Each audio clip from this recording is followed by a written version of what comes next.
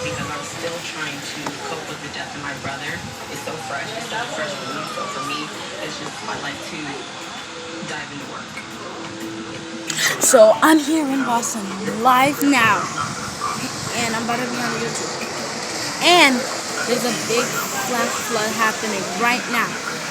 But it might take some time for the flood to come from the waters at the beach or oceans or lakes. We never know.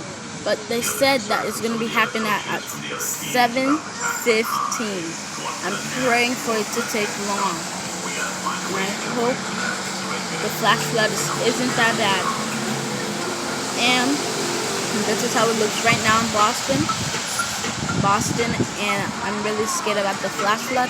Just giving you guys the warning about the flash flood. Bye. Everybody should watch this. By rules. Everybody watch this. Bye, YouTube. See you later.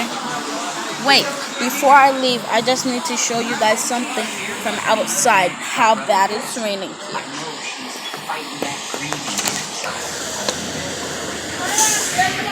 You saw that giant puddle right there next to the red car? See?